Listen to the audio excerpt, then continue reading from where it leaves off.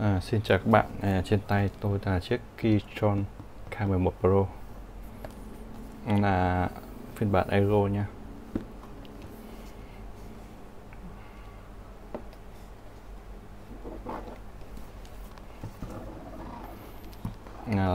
Bản đèn nền trắng Blue Switch.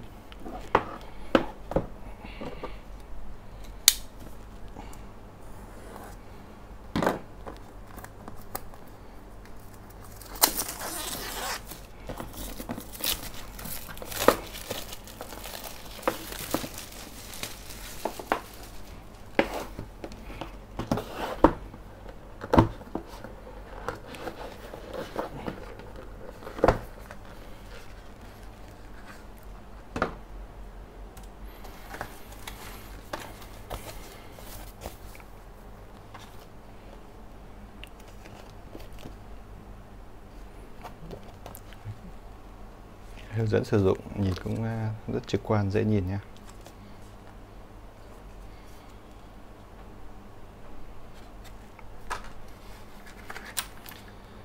Đây là cáp Type C, một đầu Type A, một đầu Type C, có cục chống nhiễu này.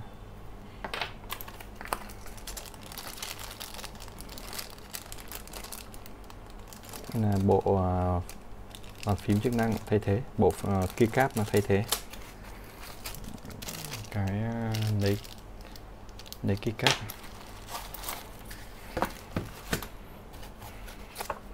Đây còn có quyền hướng dẫn sử dụng.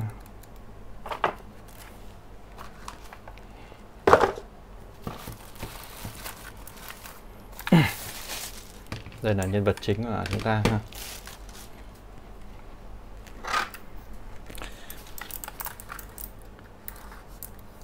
Trên là bằng kim loại này, cắt CNC nhìn rất đẹp. Dưới là nhựa, có cái nẫy để tăng chiều cao, 2 mức nha. Đều có đầu cao su để chống trượt hết. Đây, bộ bàn phím cho kèm thêm cái keycap để các bạn thay cho nhất là phù hợp với hệ điều hành. Như đây là Windows, bạn lắp sẵn là Mac, hoặc là bạn thích không thích cái màu đỏ cái phím Escape, phím Enter thì các bạn lại thay bằng cái phím khác, keycap khác.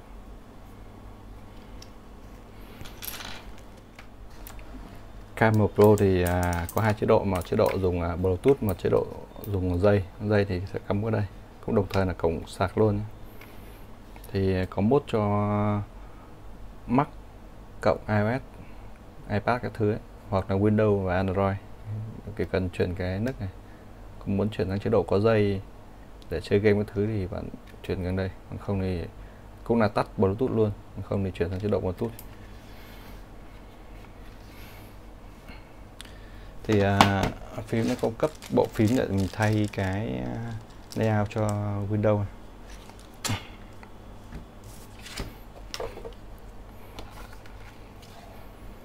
Mình sẽ tháo cái bàn ở cái keycap, nó có cái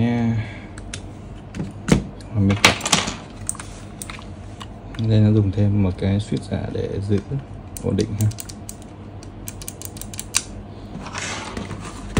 Đây là cái loại cũng nào pha nhưng mà có bên có Philco.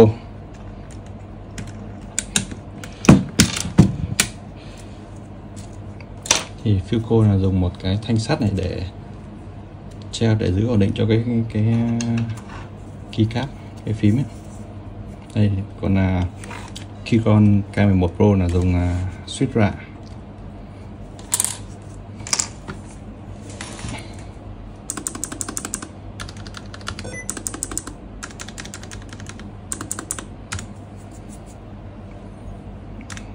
Mình sẽ dùng kính lúp để soi rõ hơn cho bạn nhìn thấy chất lượng build nào nha.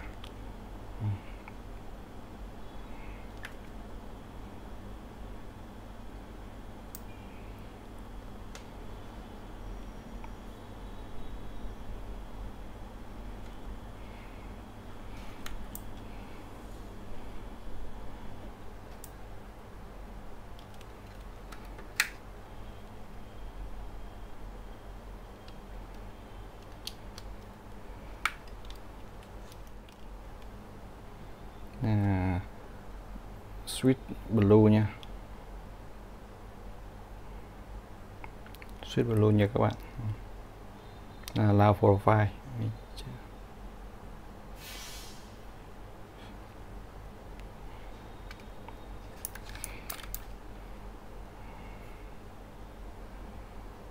Phiên bản của mình là không phải phiên bản hot swap. Hot swap thì nó có 3 pin, nhưng mà do lòng nẻo là mình không dùng. Đây là cái keycap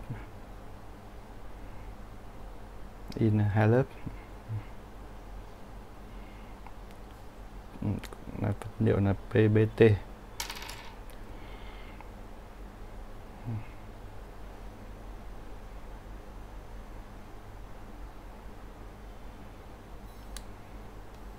Tương đối mỏng.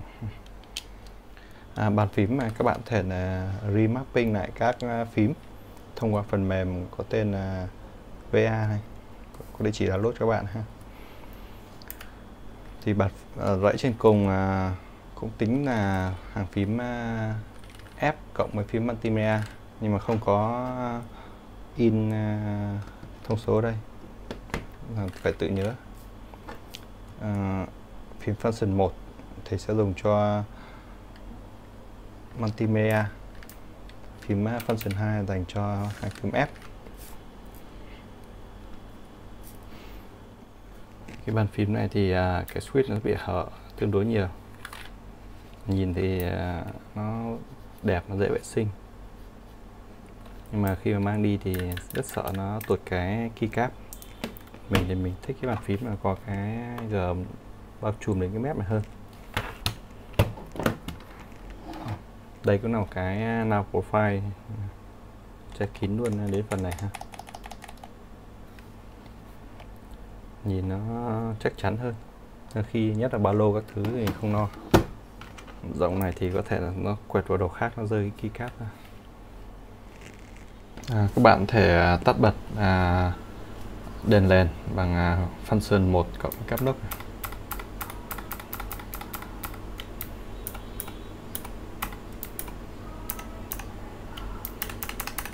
Cáp nốc A để thay đổi chế độ đèn led này.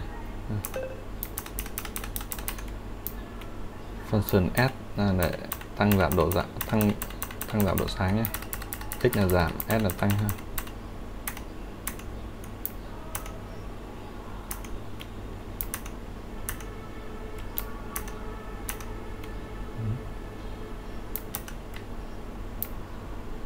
X là giảm này, S là tăng này. Thì Cam1 Pro thì nó có cái phím multimedia tăng giảm âm lượng này. Còn khi muốn mute, muốn tắt tiếng nhanh thì ấn xuống. Rất tiện nha.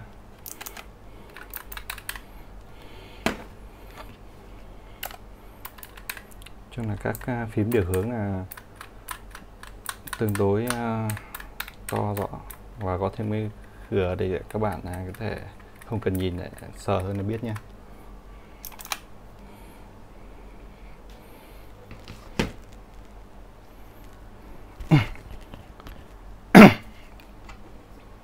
Giờ mình sẽ, đây là bản Blue thì nó là 65GB, thì mình sẽ gõ cho các bạn nghe tiếng động nha.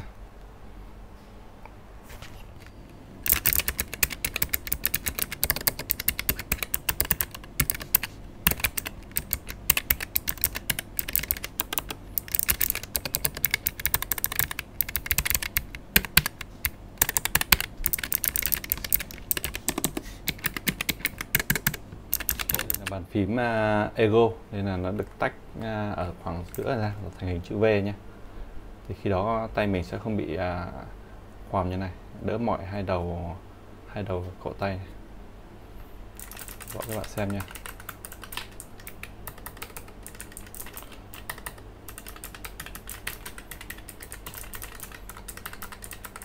Với bạn nào mà hay gõ cái phím ở phía này, cái ngón trỏ này, ngón index này, gõ sang bên này thì sẽ thấy hơi hụt một xíu.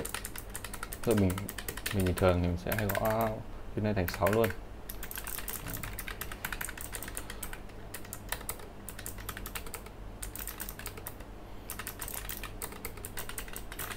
có một phím kiểu layout bình thường TKL, đây là kiểu Ego nhé. Thì các bạn nhìn thoáng qua thì thấy nó bị bàn phím bị tách thành hai nửa cho hai tay khác nhau. Thì bàn phím bình thường thì sẽ làm thành cái hàng này, nhìn thì tương đối đẹp. Phím này nhìn có vẻ hơi dị, mà khi mà gõ thì các bạn sẽ thấy khác. Ví dụ ở bàn phím Ego đây, mình sẽ gõ như này. Này, thay đổi cho bạn xem. Đó.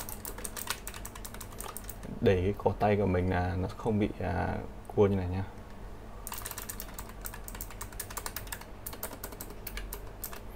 Với bàn phím bình thường thì sao? Thường khi mình gõ nhiều thì mình sẽ phải hơi cái cúi cổ tay thế. Các bạn chỉ thấy cổ tay sẽ hơi bị khoằm.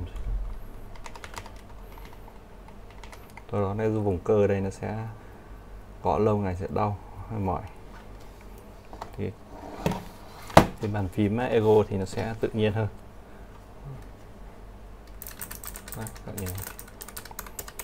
Và mình đi tay mình không phải đi như bàn phím bình thường, nó đi sẽ lên đi xuống, thì cái này là đi theo chiều tay tự nhiên. Một số dòng này nó sẽ tách hẳn được ra, thì mình sẽ để hai bên như này được. Còn dòng này là cái dòng thiên về portable nên là nó sẽ không tách được ra ha.